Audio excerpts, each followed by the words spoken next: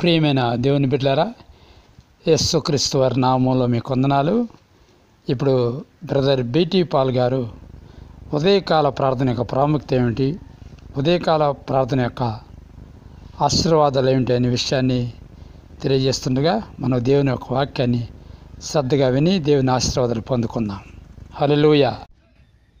ప్రియమైన దేవుని బిడ్డలారా, యేసుక్రీస్తు వారి నామంలో మీకు వందనాలు చెల్లిస్తున్నాను.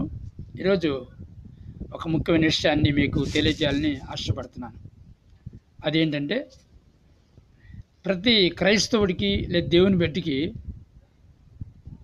ఒకటి ప్రాముఖ్యంగా ఉండాలా ప్రతిరోజు కూడా. అదేంటంటే ఉదయకాల ప్రార్థన. ఉదయకాల ప్రార్థన ఎవరి జీవితంలో ఉంటుందో వాళ్ళ కుటుంబాలు, వాళ్ళ జీవితాలు, వాళ్ళ బిడ్డలు, వాళ్ళు చేసే పనులు, వాళ్ళకున్న సమస్తం కూడా ఆశీర్వదించబడుతుంది. అంచెలంచెలుగా దేవుడు వారిని ఆశీర్వదిస్తాడు. కనుక ఉదయకాల ప్రార్థన ప్రయోజనం ఏమిటి, ఉదయకాల ప్రార్థన వల్ల వచ్చే ఆశీర్వాదాలు ఏమిటి అనేది ఈరోజు మనం తెలుసుకుందాము. తెలుసుకునే ముందు యేసు పలుకుతున్నాడు మినిస్ట్రీ తరపున మీకు వందనాలు చెల్లిస్తున్నాను. యేసు క్రీస్తు నామమున మీకు శుభం కలుగును గాక. బైబిల్ నుంచి ఒక వాక్యం చదువుకుందాం. కీర్తన గ్రంథము 5వ అధ్యాయము చదువుదాం. వచ్చినాను కీర్తనలు 5వ అధ్యాయము 2వ వచనం. నా రాజా, నా దేవ, నా ఆర్తధ్వని ఆలకించుము, నిన్నే ప్రార్థిస్తున్నాను.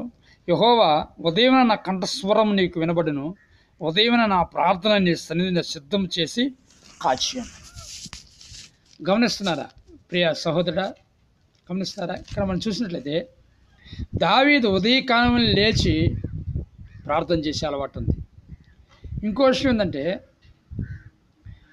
ఏమి ఉదయకాలం లేచి ఏం ప్రార్థన చేయాలా, ఎలా ఆరాధించాలా, దేవుణ్ణి ఏమడగాల, ఎలా స్తుతించాలా, మహింపరచాలా అనేది ఆయన ముందుగానే ఆ రాత్రే సిద్ధపడేవాడంట, ప్రిపేర్ అయ్యేవాడు. దేవుని ఏ విధంగా ప్రార్థన చేయాలి, ఎంతగా గణపరచాలి, ఎటువంటి పదజాలంతో ఆయన్ని మహింపరచాలి, ఎంత ఘనంగా ఆయన స్తుతించాలి, మహింపరచాలి, ఆయనతో సవాసం చేయాలని ముందుగానే ప్రిపేర్ అయ్యేవాడంట. ప్రార్థన ఏమడగాలనేది విషయాలు కూడా సిద్ధపడి ఉదయం కోసం వేచి ఉండేవాడంట ఆయన. చూడండి, ఉదయాన్నే లేచి అయినా ప్రిపేర్ అయిన ప్రార్థన, ఆరాధనని దేవుని సన్నిధిలో అడిగేవాడు, ప్రార్థించేవాడు, ఆరాధించేవాడు. ప్రిపేర్ అవ్వడం అంటే జాగ్రత్త తీసుకోవడం అన్నమాట. ప్రిపేర్ అవ్వడం అంటే ఏంటంటే జాగ్రత్త తీసుకోవడం.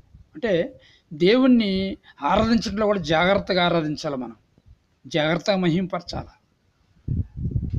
భయంతో, భక్తితో ఆయన సన్నిధిలో మోకరించి, చేతులు పైకెత్తి, కంఠస్వరం ఎత్తి, కేకలేసుకుంటూ మహింపరచాలి ఆయన్ని. ఉదయాన్నే లేచి ఆయన ముఖం చూడాలి. కొంతమంది ఎలా ఉంటారంటే, ఉదయాన్నే లేగానే కూతురు మొఖం చూస్తారు, కొందరు పేపర్ మొఖం చూస్తారు, కొంతమంది టీ కాఫీల మొఖాలు చూస్తారు, కొంతమంది ఏం చేస్తారు, భార్య ముఖం చూస్తారు, కొంతమంది బీరువా దగ్గరికి వెళ్ళి ఏం చేస్తారంటే డబ్బులు చూస్తారు, డబ్బు బంగారాన్ని చూస్తారు. అర్థమవుతుందా? అంటే దీన్ని బట్టి మనం ఏం అర్థం చేసుకోవాలా, దేన్నైతే మానవుడు ఎక్కువగా ప్రేమిస్తారో దాని వైపు వాళ్ళ మనసు ఉంటుంది. దాన్నే చూడాలని, దాంతోనే ఉండాలని, దాంతోనే మాట్లాడాలని, దాంతో గడపాలని, ఎప్పుడు దాన్ని పక్కన పెట్టుకుని ఉండాలని అని చూస్తారు. దాంతోనే సహవాసం చేయాలని చూస్తారు. కనుక ప్రియ సహోదరులారా, నువ్వు నిజంగా దేవుని ప్రేమిస్తే ఉదయకాలమే నువ్వు దేవుని ముఖాన్ని చూస్తావు. మరి నువ్వు ఎవరి ముఖం చూస్తున్నావు? నీ భార్య ముఖం చూస్తున్నావా, లేదా నీ బిడ్డల ముఖం చూస్తున్నావా, లేదా డబ్బు ముఖం చూస్తున్నావా, లేదా నీ స్నేహితుల ముఖం చూస్తున్నావా, లేదా పేపర్ ముఖం చూస్తున్నావా, లేదా టీ కాఫీల ముఖాలు చూస్తున్నావా, లేదా నీ ముఖాన్ని నువ్వు చూసుకుంటున్నావా? ఒకసారి పరిశీలన చేసుకో. ఎవరి ముఖం చూసినా ఫలితం లేదు. దేవుని ముఖం చూడాలా, యేసు ప్రభు ముఖం చూడాలా, యేసు ప్రభుతో నువ్వు మాట్లాడాలా. ఎవరు యేసు ప్రభుతో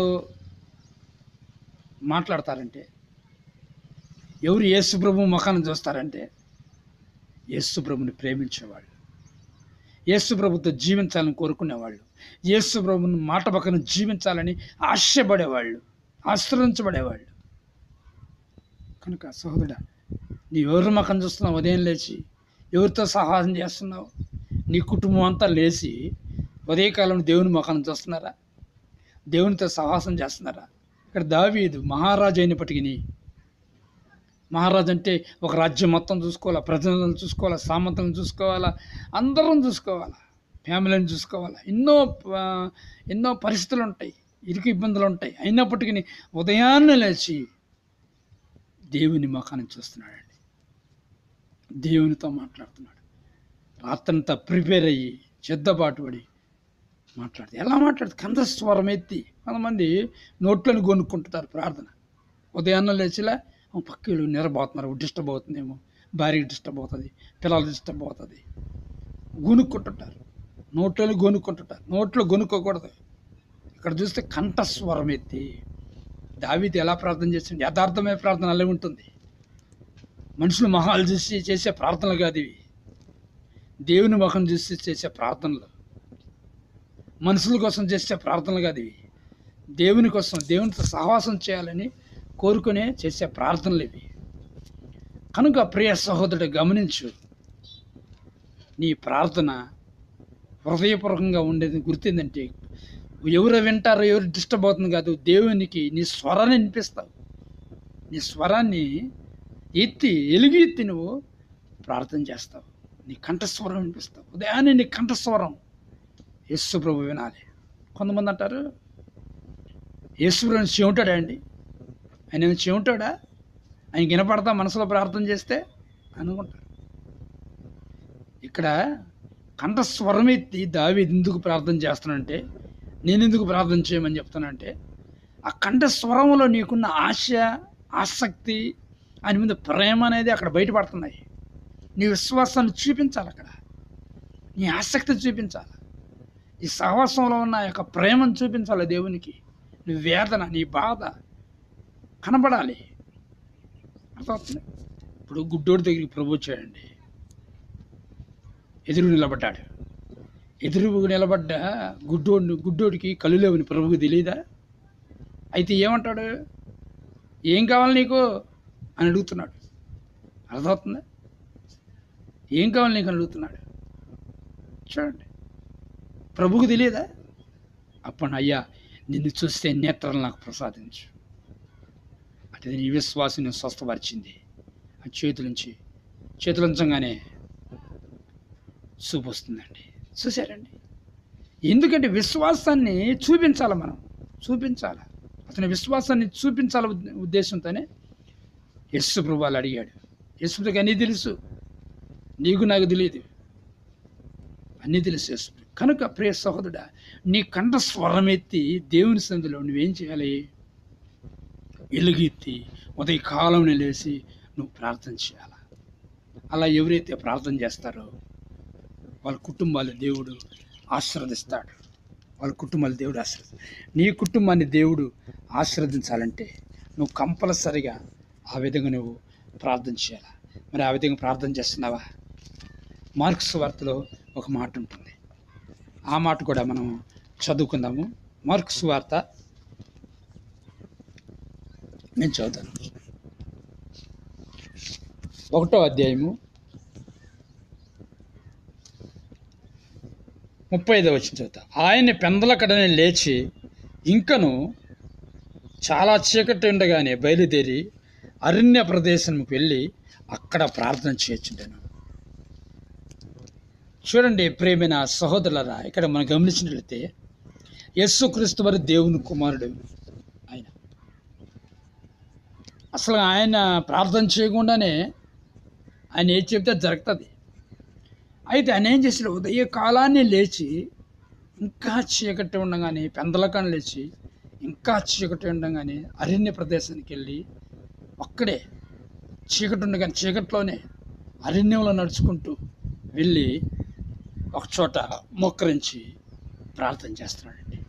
చూడండి, ఆయన పెందలకనే లేచి చాలా చీకటి, ఇంకా చాలా చీకటి ఉండగానే బయలుదేరి అరణ్య ప్రదేశంకి వెళ్ళి అక్కడ ఆయన ప్రార్థన చేయొచ్చిందని దీన్ని బట్టి ఉదయకాల ప్రార్థన అనేది ఎంత ఇంపార్టెంట్ అనేది మీరు తెలుసుకోవాలి. యేసు ప్రభువే ఉదయకాల ప్రార్థనకి అంత ఇంపార్టెంట్ ఇచ్చాడు. మరి నేను ఉదయకాలన ఆ ప్రార్థనకి ఎంత ఇంపార్టెంట్ ఇవ్వాలి? ఉదయకాలం లేచి మనం ఎలా ప్రార్థన చేయాలి? ఉదయకాలం లేచి నువ్వు ప్రార్థన చేస్తున్నావా? నీ జీవితాన్ని ఉదయకాలమే లేచి దేవునికి సమర్పించుకుంటున్నావా? పాపలోకంలోనికి ప్రవేశించబోతున్న నీవు పరిశుద్ధంగా జీవించడానికి కావాల్సిన శక్తిని దయచేయమని, ఈ లోకంతో స్నేహం చేయకుండా దేవునిలో నిలబడడానికి కావాల్సిన మహిమను అనుగ్రహించమని, లోకంలోకి వెళ్ళేటప్పుడు ఆయన మాట ఒకరు జీవించే విధంగా నిలబడే శక్తిని ప్రసాదించమని ఉదయకాలం లేచి దేవుని ముఖం చూస్తూ దేవునితో మాట్లాడి దేవుని దగ్గర మొరపెట్టుకుంటున్నావా? నీ కుటుంబం గురించి, నీ బిడ్డల గురించి, నీ గురించి, నీ చేసిన పని గురించి. యోబు ఉదయకాలం లేచి బిడ్డల గురించి బలర్పించాడండి. కుటుంబం గురించి బలర్పించేవాడు. పరిశుద్ధంగా జీవించాలని ఉదయకాల ప్రార్థన యోబుకుంది కాబట్టి యోబు చుట్టూ దేవుని కంచె ఉంది. నీ చుట్టూ దేవుని కంచి ఉండాలంటే, నీ కుటుంబం చుట్టూ ఉండాలంటే, నీ పిల్లల చుట్టూ ఉండాలంటే ఉదయకాలం లేచి నీవు దేవుని స్థితిలో ప్రార్థించాలి. ఇంకా పెందల కాడని చీకటి ఉండగా లేవాలా?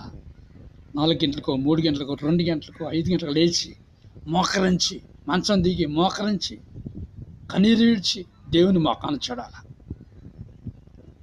పిల్లల ముఖం కాదు, పేపర్ ముఖం కాదు, దేవుని ముఖం చూడాలి.